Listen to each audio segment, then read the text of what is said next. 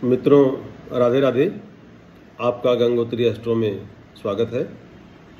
और आप चैनल को सब्सक्राइब करिए। सब्सक्राइब करने के लिए मैं इसलिए कहता हूं कि आपको समय पे सूचनाएं मिलती रहेंगी और वीडियो का लिंक जाता रहेगा।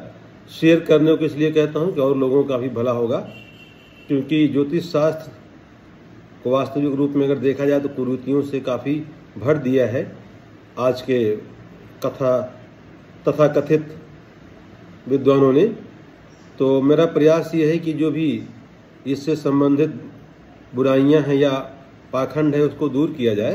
तो इसलिए आप कोशिश ये करिए कि ज़्यादा से ज़्यादा शेयर करिए। अभी हम इस वीडियो में चर्चा करेंगे शनि की ढैया के बारे में। तो शनि की ढैया है, यह 7.5 है। इसके नाम से जनमानस प्रायः आतंकित या भ्रमित एवं भयभीत ही रहता है। और ज्योतिषी लोग या पंडित लोग अक्सर अपना उल्लू सीधा करने के चक्कर में लगे रहते हैं। इसलिए अगर आप खुद इस चीज़ को जानेंगे और समझेंगे तो जाहिर सी बात है, साधारण सा उपचार रहता है, हर चीज़ का आप कर सकते हैं। उपचार भी साधारण ही इसके भी रहेंगे। और कहते हैं कि इसका जो है कि आप अज्ञानतावश ठगे ना जाएं कहीं, इसलिए इसको जानना जरूरी है। अधिकतर लोग ये समझ लेते हैं कि शनि की 7.5 और शनि की ढैया एक ही है, जबकि ऐसा नहीं होता।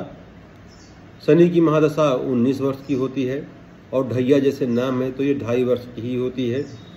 तो कहते हैं कि इसका जो निर्धारण है शनि की महादशा का या किसी भी ग्रह की महादशा का, ये जन्म नक्षत्र के अनुसार होती है और जो उसकी शेष भोग्य दशा है उसके अनुसार गणना के आधार पर ये माना जाता है। तो 7.5 या ढैया का निर्धारण अगर करना है तो उसको हम गोचर के आधार पर करेंगे कि शनि का गोचर कहाँ पे कैसे हो रहा है। अब आप समझ रहे होंगे कि गोचर क्या है। तो गोचर के बारे में आपको थोड़ा सा बता देता हूँ। गोचर का अर्थ है ग्रहों की चाल। ग्रह जो है, जो उनकी चलने की गति है, या चल के ग्रह जो चलायमान रहते हैं, तो ग्रहों की चलायमान स्थिति है उसे कहते हैं गोचर, यानी जो ग्रहों की चाल है, ग्रह जो चलते रहते हैं, ग्रहों की जो गतियां हैं। और कहते हैं कि जातक के जन्म के समय ग्रह पृथक पृथक राशियों में पृथक पृथक अंशों पर होते हैं।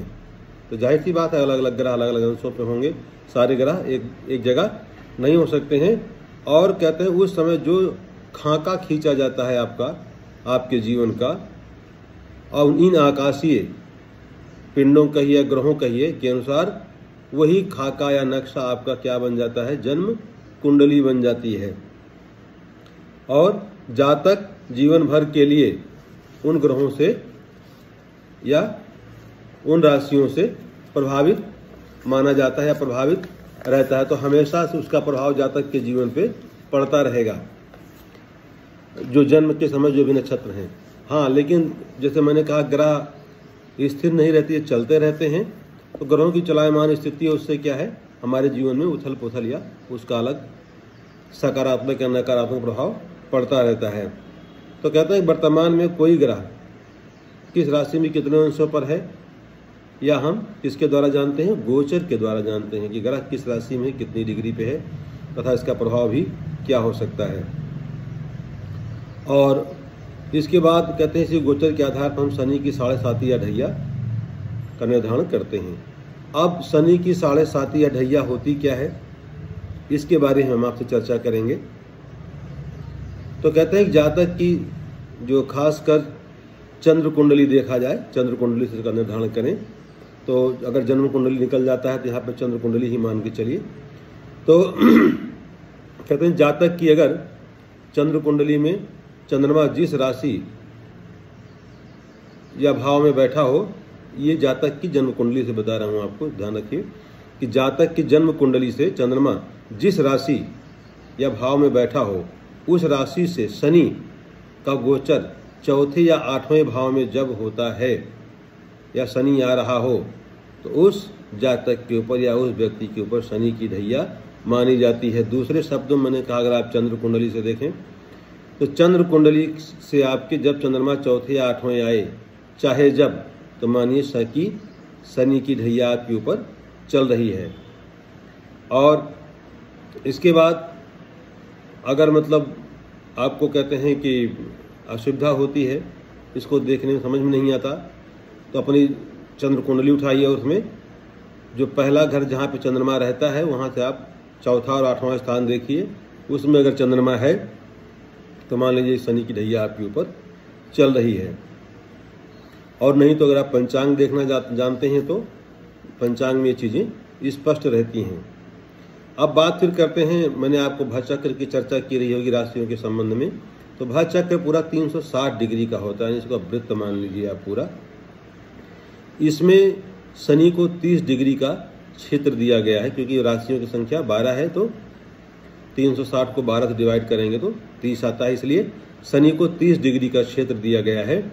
और इस 30 डिग्री को पार करने में शनि 2.5 साल ले लेते हैं। तो ऐसे अगर कहा जाए कि 12 राशियों को अगर पार करना है शनि को, तो 2.5 से आप गुणा कर दीजिए, कितना 30 साल पूरा हो जाएगा। तो शनि का एक चक्र जो होता है इस पूरा करने के लिए, भाचक्र का परिक्रमा पथ को अपने कंप्लीट करने में वो 30 वर्ष लगते हैं।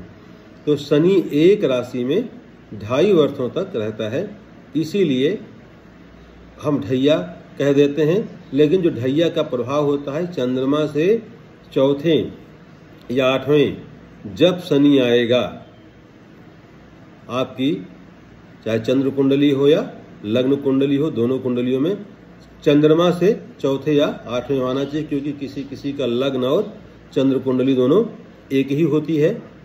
तो इसलिए आप चाहे लग्न कुंडली हो चाहे चंद्र कुंडली हो, शनि का चंद्रमा से चौथे और 8वें होना महत्वपूर्ण है।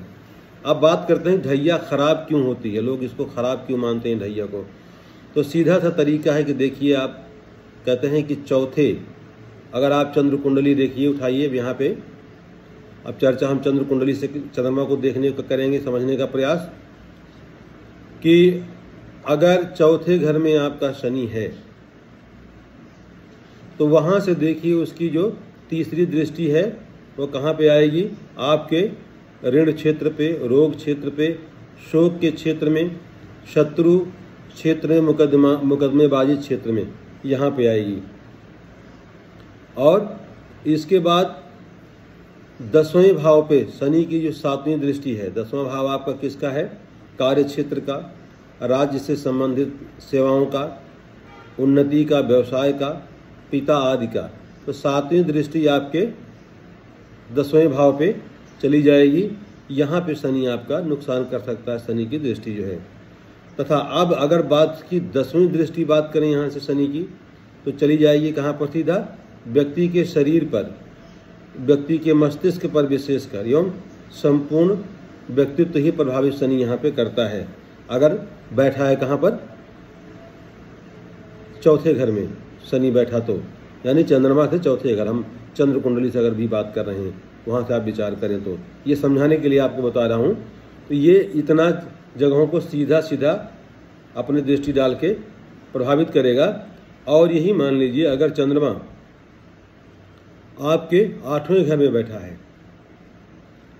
तो 8वां भाव जो आपके कहते हैं मृत्यु का कारण माना जाता है 8वें घर को, और यहाँ बैठकर शनि की जो तीसरी दृष्टि कहाँ जाती है, आपके फिर कर्म क्षेत्र पे चली जाती है, जो व्यवसाय, राज्य, उन्नति और पिता आदि से संबंध रखता है, यानी यहाँ पर भी आपको दिक्कतें पहुँचाता है। और 7वीं दृष्टि 8वें घर से कहाँ पे जाएगी, आपके दूसरे भाव, दूसरा भाव जो आपका धन का है, कुटुंब का है, तथा या दूसरा भाव मार्केश भी माना जाता है। यानी शनि आपका दूसरा घर भी खराब कर रहा है, 10वां घर भी खराब कर रहा है।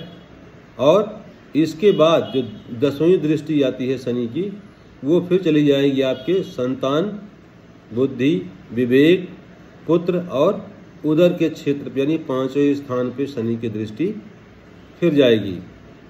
तो 5वें भाव पर जब शनि की दृष्टि आपकी गई, तो वहाँ फिर आपका ये 5वां घर भी आपका बेकार करेगा शनि। इसीलिए शनि की ढैया को मानते हैं कि ये खतरनाक है या ठीक नहीं है। और शनि का गोचर में चौथे 8वें भाव में फिर ध्यान रखिए, चंद्रमा से आना ढैया के रूप में 2.5 वर्ष तक यह व्यक्तियों के लिए पीड़ादायी होता है, इसलिए ढैया को बुरा कहते हैं, यह गलत माना जाता है। तो अब ढैया का अगर आपको उपचार करना है तो शनि से संबंधित जो भी दान है आप उनको कीजिए और हनुमान चालीसा का पाठ करिए। शनिवार का व्रत भी कर सकते हैं आप, और तिल का तेल जलाएं, नहीं तो सरसों के तेल में तिल डालकर जलाएं, और शनि से संबंधित जो भी दान है उनको करें। यह है शनि की ढैया जो कि 2.5 वर्ष तक प्रभावित करती है। राधे राधे।